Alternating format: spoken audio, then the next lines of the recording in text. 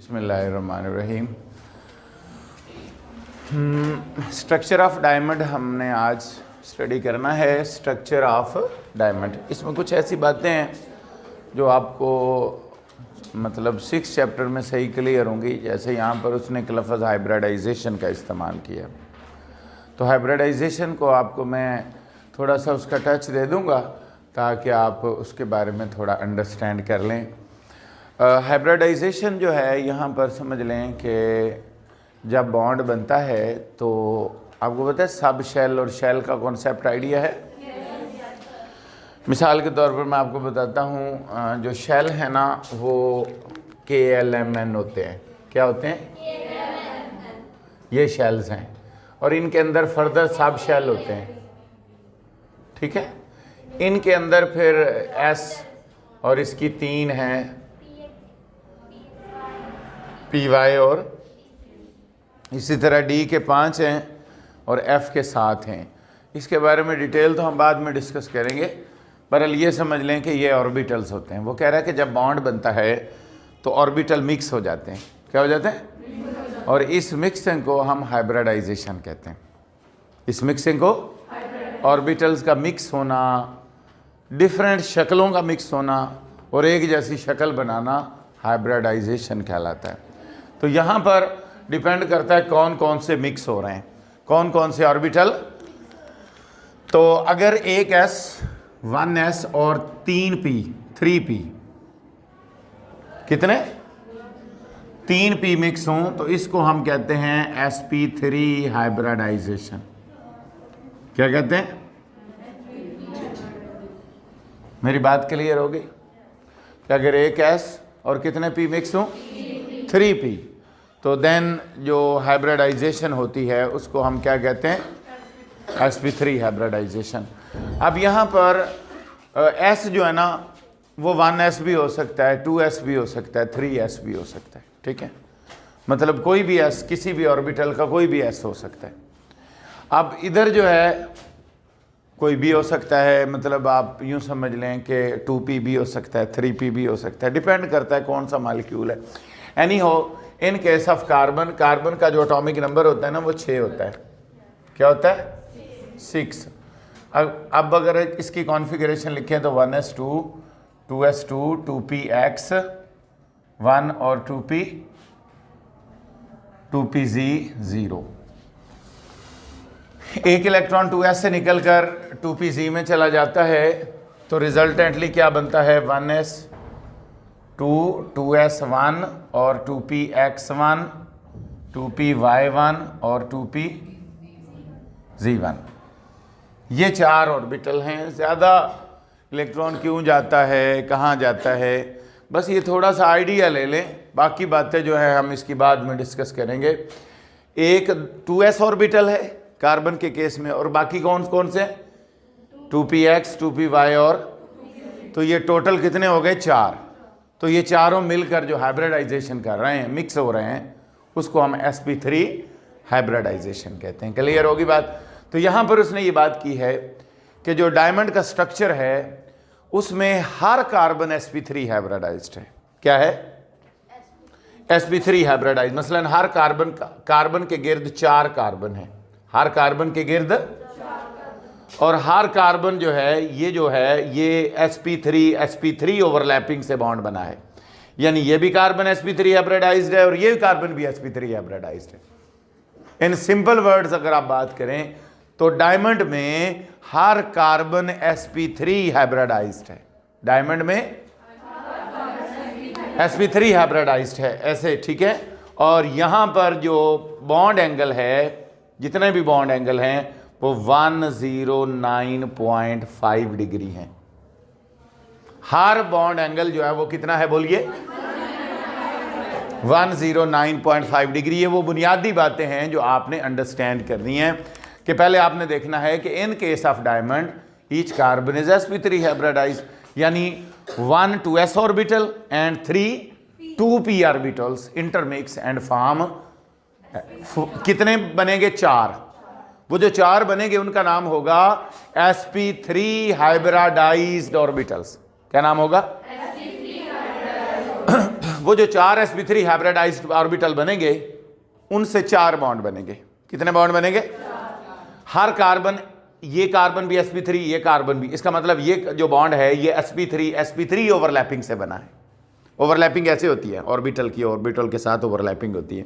आगे 6 चैप्टर में मैं आपको पढ़ाऊंगा, ठीक है। और यहां पर ये कार्बन भी क्या है? sp3 ओवरलैपिंग से, और ये कार्बन भी। तो इसका मतलब हर बॉन्ड जो है कौन सी ओवरलैपिंग से बना है? sp3 ओवरलैपिंग से बना है। sp3 ओवरलैपिंग से बना है। और यहां पर जो हर बॉन्ड एंगल है वो 109 और जो बॉन्ड लेंथ है वो 154 पिकोमीटर है। 1 पिकोमीटर जो है 10⁻⁻12 मीटर के बराबर होता है। ओके, यहां तक क्लियर हो गया? शाबाश। अब हम आगे चलते हैं। अगला जो हमारा पॉइंट है वो ये है कि हम इसका स्ट्रक्चर कैसे ड्रा करेंगे, वो देख लें। आप लोगों ने अच्छे तरीके से समझ लेना है। सबसे पहले आपने एक सीधी लाइन ड्रा करनी है। ओके, एक सीधी लाइन ड्रा करनी है। और कार्बन क्या है, चूंकि टेट्राहेड्रल शेप होती है इसलिए आपने एक सीधी लाइन ड्रा करनी है और उसके बाद इसके नीचे 3 लाइनें और ड्रा करनी है। समझ आ गई? जो 3 लाइनें ड्रा करनी है, पहली वाली ज़रा छोटी बनाएं, थोड़ी अगली थोड़ी उससे बड़ी, और इधर जो बनानी है वो उससे थोड़ी बड़ी होगी। क्लियर होगी बात? तो ये स्ट्रक्चर ऑफ डायमंड हम बनाने जा रहे हैं कि हम स्ट्रक्चर ऑफ डायमंड को कैसे ड्रा करेंगे। सबसे पहले आपने एक लाइन बनाई, उस लाइन के नीचे 3 हॉरिजॉन्टल टाइप की लाइंस। बेसिकली ये टेट्राहेड्रल स्ट्रक्चर है, ये हॉरिजॉन्टल नहीं है। जैसे अम्ब्रेला नहीं होती, अम्ब्रेला की एक मतलब ऊपर है वो जो डंडी कह लें या मतलब उसकी कह लें, और बाकी जो है उसकी शेप इस तरह, ये बिल्कुल वही चीज़ है। और अब हमने इसके नीचे जो है इसी तरह फिर वर्टिकल लाइनें बनानी हैं, 1 2 और 3। यहां तक किसी को समझ नहीं आई तो पूछ ले। क्लियर? सबको समझ आ गई है? मतलब 3 लाइनें बनानी हैं। पहले सबसे पहले एक लाइन बनाई, उसके नीचे 3 ऐसे हॉरिजॉन्टल लाइन टाइप की बनाई, उसके फिर हर लाइन के नीचे एक लाइन बनाई। अब जो है इसको आगे थोड़ा सा कॉम्प्लिकेट होगा, आगे आपने इसको समझना है। दोबारा देखें, अब हर के नीचे आप 3 लाइनें बनाएंगे, 1 2 और तीसरी इनके दरमियान में आ जाएगी। ये समझ आया पॉइंट? क्यों भाई, ये समझ आ गया? उसी तरह हर के नीचे 3 लाइनें बना दी। क्लियर? अब आपने इसके ऊपर भी 3 लाइनें बनानी है। ये जो पीछे लाइन जाएगी वो इससे मिल जाएगी, वो जो पीछे गई थी वो इससे मिल जाएगी, और एक इससे आगे बनाते हैं जैसे वो लास्ट टाइम अभी बनाई है, और एक इधर बना देते हैं। मेरी बात समझ में आ गई? कोई मुश्किल बात है? ओके। अब देखें, अब इसके नीचे 3 लाइनें बनानी है। अब इसके नीचे एक लाइन जो पीछे बनानी है वो तो इससे मिल जाएगी, जो इधर बनानी है वो इससे मिल जाएगी, और इधर जो है वो आगे चली जाएगी। क्लियर? ये स्ट्रक्चर ऑफ डायमंड।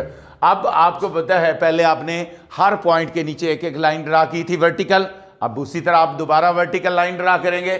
देखें दोबारा कैसे वर्टिकल लाइन ड्रा करेंगे। इसके नीचे 1, इसके नीचे भी 1, इसके नीचे भी 1, इसके नीचे भी 1, और इसके नीचे भी 1। क्लियर? समझ आ गई है? कोई कंफ्यूजन है तो पूछ ले।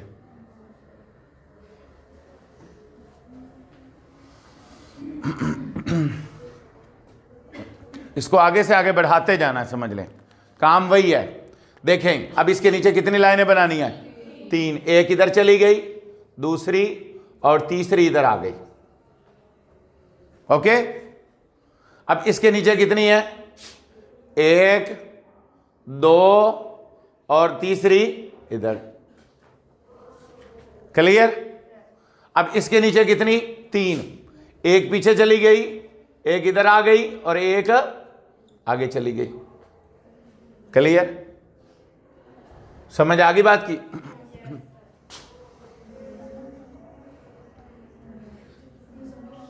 क्या नहीं समझ आया?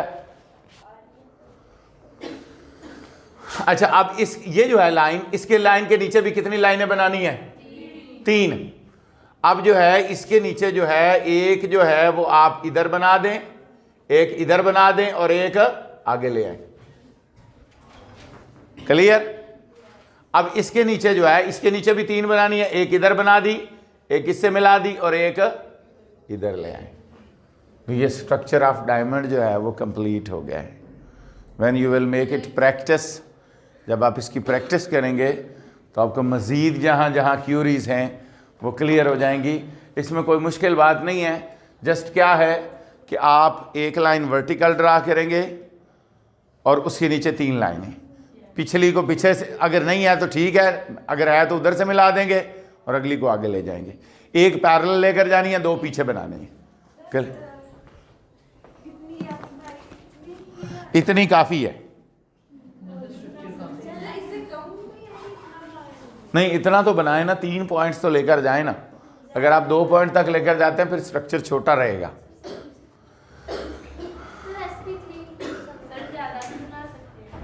जी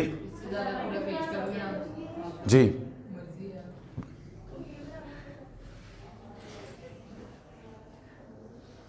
हाँ जी, क्लियर हो गया पॉइंट? मतलब एक एस मिलेगा और 3 पी मिलेंगे। 3 पी मतलब एक पी एक्स, एक P Y, P Z, total ये 3 है।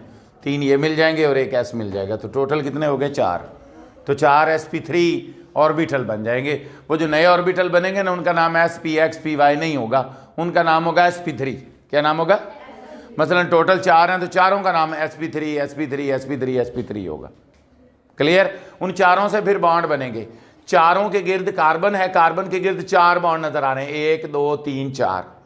ये भी sp3 से बना, ये भी, ये भी, ये भी। तो चारों जो बॉन्ड हैं वो sp3 ओवरलैपिंग से बॉन्ड बने हैं और इस तरीके से जो है हमारे पास sp3 हाइब्रिडाइजेशन हो गई। क्लियर होगी बात?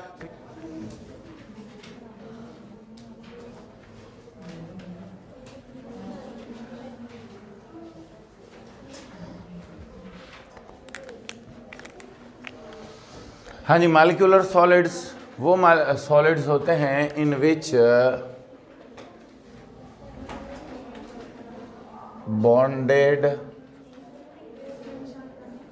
particles are molecules.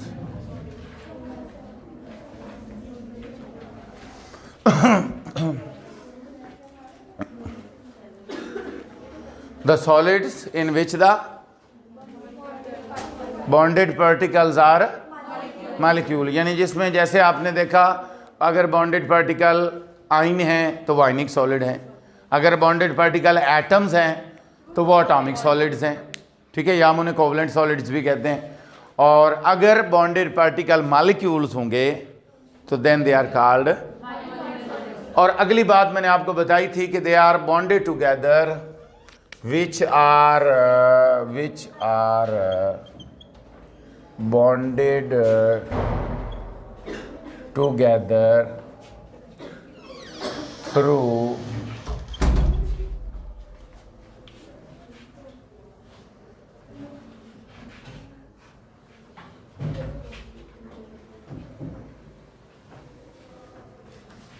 van der Waal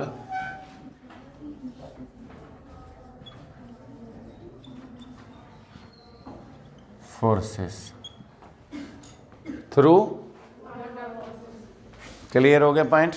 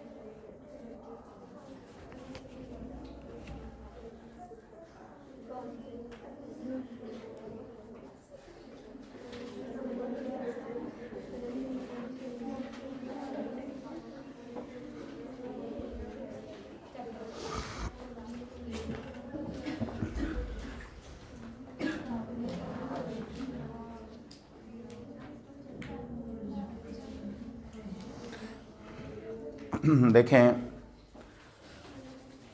ऐसे सॉलिड्स जिनमें बॉन्डेड पार्टिकल क्या हों, मॉलिक्यूल हों, and these molecules are bonded together through the intermolecular forces या वैन डर वाल्स फोर्सेस, ठीक है।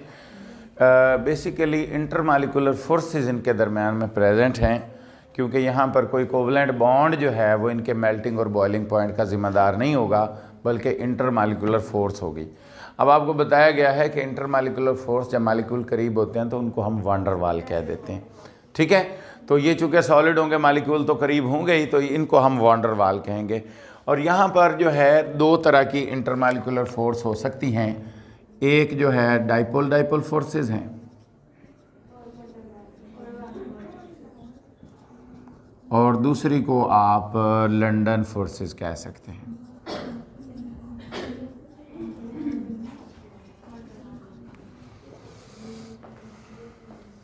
क्लियर होगी बात, समझ आ गई है? क्या कहा मैंने? डाइपोल डाइपोल, और दूसरे का नाम है लंदन फोर्सेस।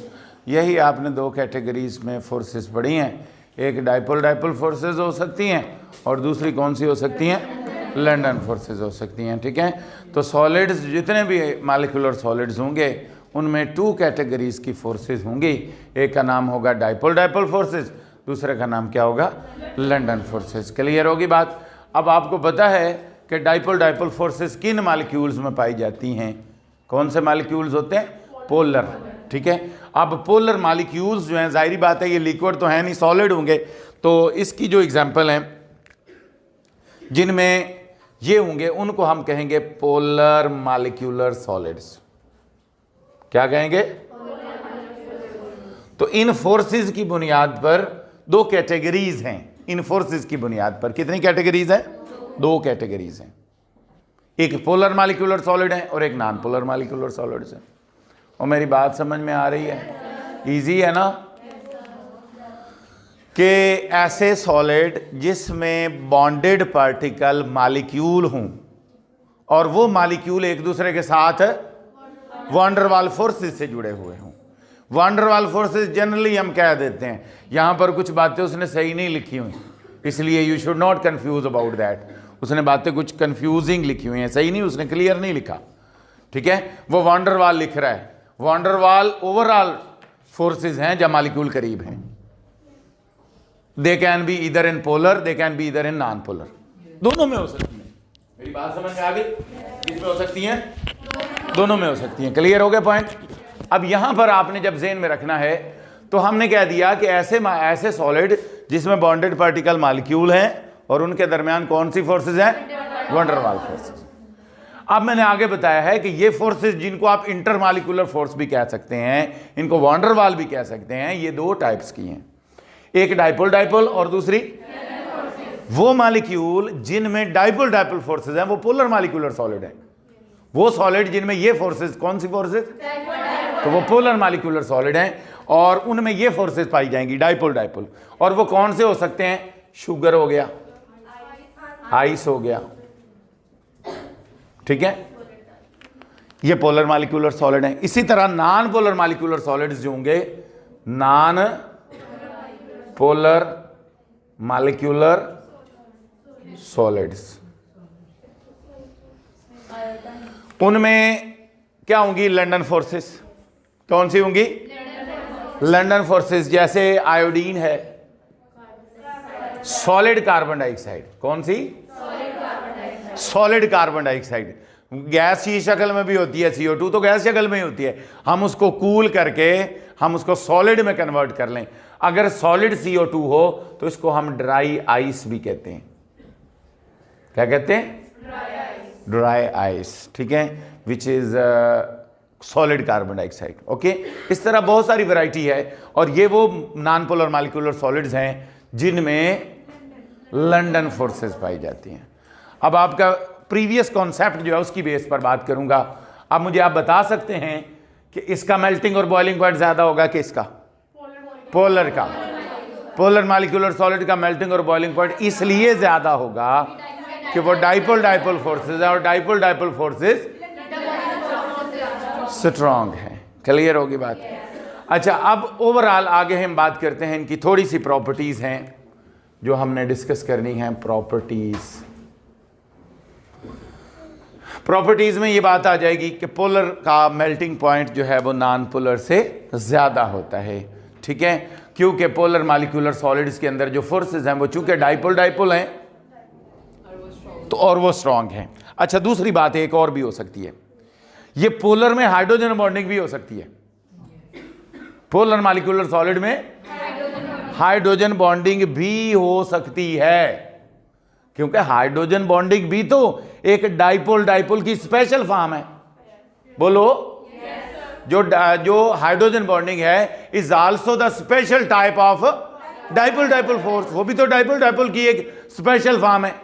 इसलिए आप कह सकते हैं कि जो पोलर मॉलिक्यूलर सॉलिड्स हैं उनमें हाइड्रोजन बॉन्डिंग भी हो सकती है, और sugar is the best example of this one. Sugar में हाइड्रोजन बॉन्डिंग होती है, चीनी में हाइड्रोजन बॉन्डिंग होती है। क्लियर होगी बात? इसी तरह ग्लूकोज है, उसमें हाइड्रोजन बॉन्डिंग होती है। यहां पर ग्लूकोज भी आप लिख सकते हैं, glucose is also polar molecular solids. अब ये बात हो गई, उसके बाद आप बात करेंगे सॉल्युबिलिटी की। किसकी? मोस्टली अगर हम कॉमनली बात करें तो जितने भी पोलर मॉलिक्यूलर सॉलिड्स हैं mostly they are insoluble in water. They are, वो वाटर में हल नहीं होते। They are mostly insoluble in water. Mostly क्या है? लेकिन चूंकि इसमें दो कैटेगरीज हैं, पोलर और, लेकिन सम पोलर मॉलिक्यूलर सॉलिड, सम उनमें से कुछ जिनमें हाइड्रोजन बॉन्डिंग होती है वो वाटर में हल हो जाते हैं। मेरी बात समझ में आ गई? आप हर पोलर को मॉलिक्यूलर सॉलिड को ये नहीं कह सकते कि वो वाटर में हल हो जाएगा। सिर्फ वो पोलर जिनमें, बोलो, हाइड्रोजन बॉन्डिंग होती है, वो पोलर मॉलिक्यूलर सॉलिड जो हैं वाटर में हल, रिमेनिंग जितने भी मॉलिक्यूलर सॉलिड्स होंगे वो सारे के सारे नॉन पोलर सॉल्वेंट्स में हल होंगे। और नॉन पोलर सॉल्वेंट्स कौन से हैं? Benzene, petrol, ether, CCl4, carbon tetrachloride, chloroform वगैरह वगैरह मुतद्दद ऑर्गेनिक सॉल्वेंट्स हैं जो नॉन पोलर कहलाते हैं, जो नॉन पोलर कहलाते हैं। अब कंडक्टिविटी की अगर आप बात करें, कंडक्टिविटी, तो आपको पता है ये जितने भी मॉलिक्यूलर सॉलिड्स हैं they are non polar. They are non polar. Clear? They are, और ये मतलब इस ये नॉन कंडक्टर होते हैं। कंडक्टिविटी अगर हम इनकी बात करें, कंडक्टिविटी की अगर हम इनकी बात करें, किसकी बात करें, तो ये सारे के सारे जो हैं ये इंसुलेटर्स हैं। इनमें से बिजली नहीं गुजर सकती, इनमें से ये इंसुलेटर हैं, नॉन कंडक्टर हैं ऑफ इलेक्ट्रिसिटी। क्लियर? उसके बाद अगली बात, there are no free electrons. There are no, हर बॉन्ड बॉन्डेड है, हर एटम बॉन्डेड है और वहां पर कोई भी फ्री इलेक्ट्रॉन प्रेजेंट नहीं है। इसलिए ये सारे के सारे सॉलिड जो हैं ये नॉन कंडक्टर्स हैं, इंसुलेटर्स हैं। अब उसके बाद अगली बात है वोलाटाइल, फिर soft solids, low melting and boiling point, low density. ये वो सारी बातें हैं जो इंटरमॉलिक्यूलर फोर्सेस या वीक बॉन्डिंग के बेस पर डिपेंड या उस पर डिपेंड करती हैं। मसलन मैंने आपको बताया कि इनके अंदर वीक इंटरमॉलिक्यूलर फोर्सेस होती हैं, वो आप डाइपोल डाइपोल कह लें या लंदन कह लें, दोनों ओवरऑल तो उन बॉन्डिंग की निस्बत वीक है। जब ये वीक हैं तो उस बुनियाद पर ये सॉलिड जो हैं सॉफ्ट सॉलिड कहलाते हैं। सम टाइम तो इनके बारे में लिखा जाता है वोलेटाइल हैं। अगर आप वोलेटाइल का लफ्ज़ नहीं भी इस्तेमाल करते तो आप इनको सॉफ्ट सॉलिड में कंसीडर कर, नरम हैं, टूट जा सकते हैं, आप उनको प्रेस करें जल्दी टूट जाएंगे, या नरम हैं वैसे कंप्रेस हो सकते हैं। मेरी बात समझ में आ गई? उसके बाद इनका मेल्टिंग और बॉइलिंग पॉइंट भी कम है। जब हैं सॉफ्ट, इंटरमॉलिक्यूलर फोर्सेस वीक हैं, तो ऑब्वियसली फिर ये क्या होंगे, इनका लो मेल्टिंग और बॉइलिंग पॉइंट होगा। आगे फिर ऑब्वियसली फिर इनकी डेंसिटी भी क्या होगी, लो होगी। यहां तक कोई कंफ्यूजन है तो पूछ लीजिए।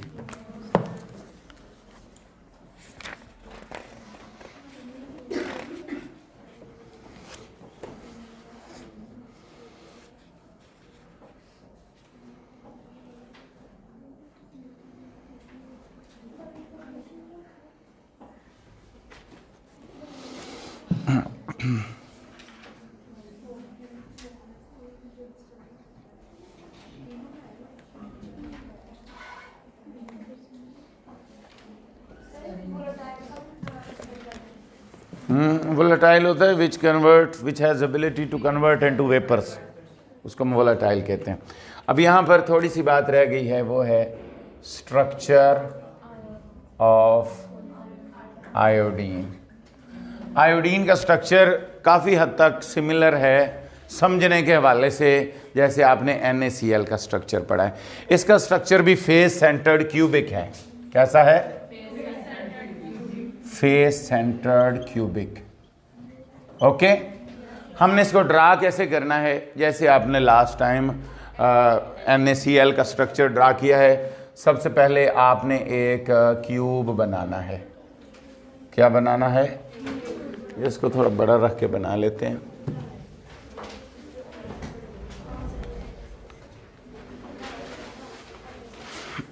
देखें,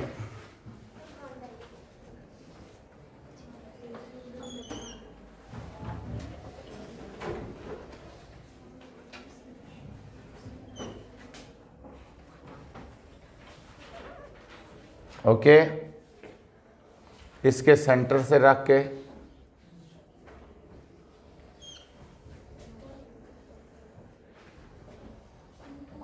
ओके, देखें, इसको इससे मिला दें और इसको, फिर मैंने आपको बताया था 3 आपने स्लाइडें लगानी हैं इनके दरमियान। ऐसे ही है, 3 स्लाइडें लगानी हैं। वो हम एक ऐसे वर्टिकल और एक हॉरिजॉन्टल, ठीक है। ऐसे देखें, इसका सेंटर ये है और इसका सेंटर, इन दोनों को आपस में मिला दें, ये लें। क्लियर? और उसके बाद इसका सेंटर क्या बनेगा? ये, और इसको इससे मिला दें। ओके, इसका सेंटर जो है इसको और इनको, ये समझ आई? आपने एक स्लाइड लगा दी, सेंटर में रख के सारे एक्सिस को मिला दिया, सेंटर में रख के।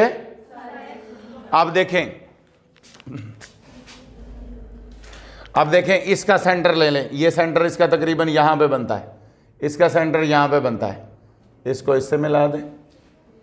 क्लियर? अब इधर जो है, इधर इसका सेंटर क्या बनेगा? ये वाला, इसको इससे मिला दें। क्लियर? इसका सेंटर क्या बनेगा? तकरीबन ये बनेगा, इसको यहां पे मिला दें। क्लियर? और इसका सेंटर जो है, इनको, इसके सेंटर को इससे आपस में मिला दें। यानी 2 स्लाइडें आपने बना दी, अब एक रह गई, यानी 2 जो हैं बन गई। एक इसका सेंटर ये हो गया और इसका सेंटर ये हो गया, ये हो गया। क्लियर? और उसके बाद इसका सेंटर क्या बनेगा? ये, और इधर इसको इससे मिला दें। ओके, अब देखो, इसका सेंटर क्या बनेगा? और इसको इससे मिला दें, और फिर इसको इससे आपस में मिला दें। यानी आपने 3 जो है ना स्लाइड ली हैं, एक ऐसे पुट कर दी है, एक ऐसे पुट कर दिया, और एक ऊपर से वर्टिकली पुट कर दी।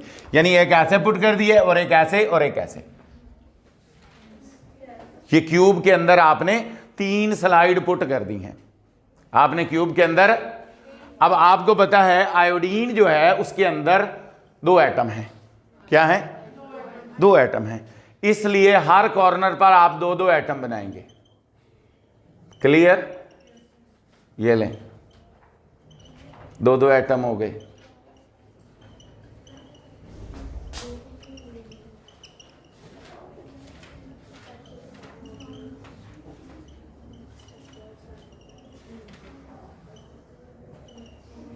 ओके, बन गए 4 ये और 4 वो। अब इनका जो फेस सेंटर्ड है ना, फेस सेंटर्ड मैंने कल क्या बताया था? जहाँ पे कटिंग हो रही है, ठीक है। तो यहाँ पर आपने एक एक मालिक्यूल बनाना है। और कहाँ बनेगा बोलो, यहाँ पर, और एक इस जगह पर, यानी हर फेस पर एक एक इस फेस पर और एक उस फेस पर। कितने बन गए, 1 2 3 4 5, एक और बनना चाहिए क्योंकि कितने फेस होते हैं, 6 फेस होते हैं। इधर वाले पे भी बन गया, ऊपर वाले पे भी बन गया, उस वाले पे बन गया, इस वाले पे भी बन गया। तो सामने वाला कौन सा होगा, इस वाला कौन सा होगा, ये वाला। क्लियर। तो ये 6 फेस के ऊपर, हर फेस के ऊपर एक एक मालिक्यूल ऑफ आयोडीन आ गया और हर कॉर्नर पर एक एक मालिक्यूल ऑफ आयोडीन आ गया। तो ये इस तरीके से आपने क्यूब बनाकर उसकी कटिंग करनी है, यानी कि 3 हाफ हाफ में रख के सारी तरफों से। तो ये तकरीबन जो है 3 कटिंग्स बनेंगी, 3, और उनके सेंटर में 6 फेसेस हैं। तो हर फेस के ऊपर एक एक कटिंग के ऊपर एक एक मालिक्यूल आ जाएगा और हर कॉर्नर पर एक एक मालिक्यूल आ जाएगा। तो ये हो गया face centred cubic structure of iodine. यहाँ सिर्फ उसने एक बात की है, उसने कहा है कि आयोडीन का आयोडीन से सॉलिड हालत में जो बॉन्ड डिस्टेंस है वो 271.5 पिकोमीटर है। क्या है, 5 पिकोमीटर है। और आयोडीन का आयोडीन से गैस शक्ल में जो डिस्टेंस है वो है 266 पिकोमीटर।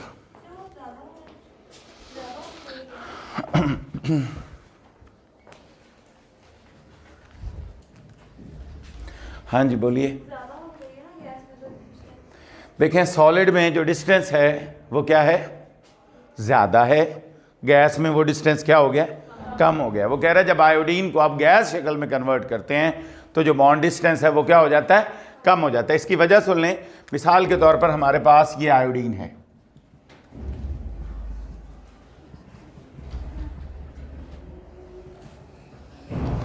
जब ये इंटरमॉलिक्यूलर फोर्सेस प्रेजेंट हैं तो ये सॉलिड है।